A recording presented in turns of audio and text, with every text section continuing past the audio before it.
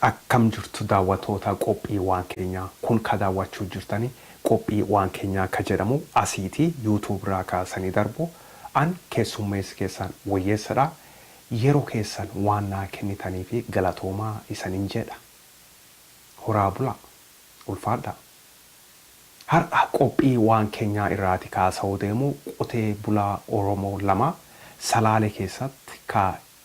wayyaaneen ijjeessan wayyaaneen adda bilisa baasaa uummata Tigraay ka afaan Tigree dubbatu ka Tigraatii ka dhufe Oromoo keessa ka jiru qotee bulaa Oromoo lama Salaalee keessatti ijjeessanii fannisan sanirraati herregaa kiyya gaayisaniiti sheerii goruu deemaa afaan keenya kanaanii afaan Oromootiin haga beeku afaan Oromoo haga beeku kanaan afaan Ameerikaa kanaanis walitti qabe herregaa kiyya isanii wajjin sheerii goruu deemaa isan affeeredha beeksisa gabaabaa xiqqeesho kan muuziqaa kanaan booda walagarraa galatoomaa.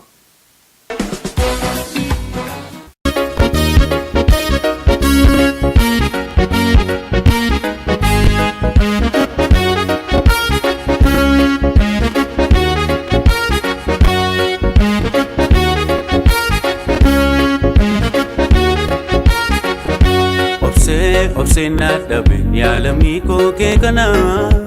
arras midake lalu dadabade badana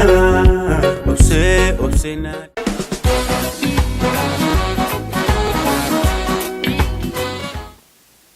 Tolega akkuma Facebookiin karaa Facebookiniitis karaa marsaalee fulaayittuu website irra picturein kun ka agartan kun manxafameedha picture kanas laaloo feetanii deemtanii asii jalatti linkiin maxxanfameera deemtanii laaluu dandeessan picture kana irra deebi'a walaaluu feetanii yeroo keessan fudhatanii akka gaariitti walaaluu feetan asii gati linkiin maxxanfameera deemtanii laaluu dandeettanii websaayitii baay'ee jira ayyaantudaa kaamin jira gadadaa kaamin jira bakka baay'ee karaa Facebookinis walaaluu feetanii asii gaditti maxxanfameera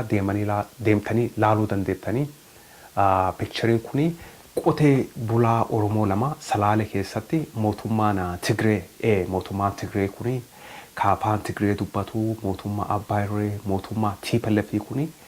qotee bulaa Oromoo lama ijjeessanii ka ijjeefaman kuni akka ayyaantu irratti akka argetti September 2014 actually September 2014 qotee bulaa Oromoo kana namoota lama kana ijjeessanii Salaalee keessatti ijjeessanii maal godhu foon reeffa isaanii fannisanii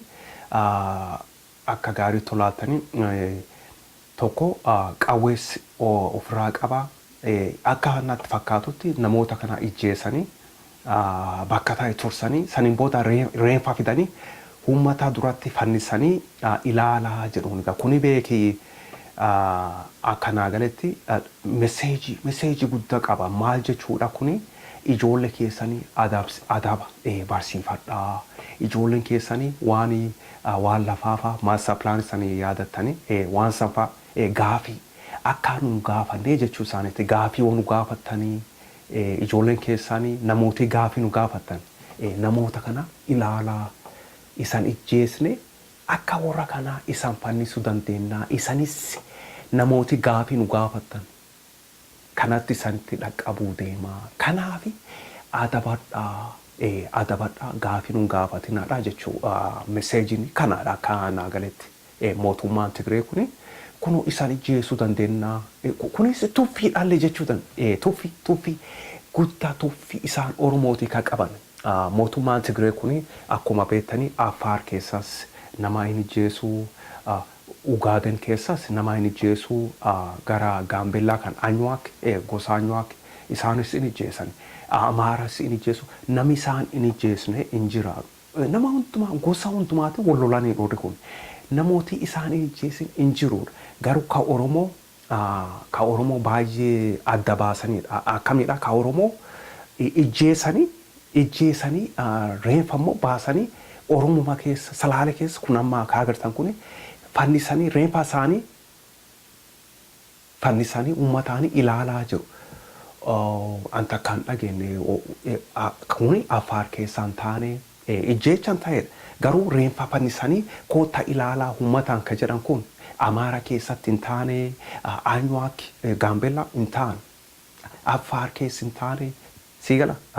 Ugaaden keessa hin taane kun kan nama ijjeesanii fannisanii koota ilaalaa ka jedhan kuni ani nagarree hin dhageenyes kun ka ta'e Salaale keessa Oromiyaa keessa qofa irratti deebi'ee jira. Kan nama ijjeesanii fannisanii koota ilaalaa jedhan kuni ka ta'e Oromoo keessa qofa. Lafa Oromoo keessatti Tigreen kan hojjate irraa deebi'ees jedha. Ugaaden keessa kan hin hojjanne, Affaar keessa kan hin hojjanne,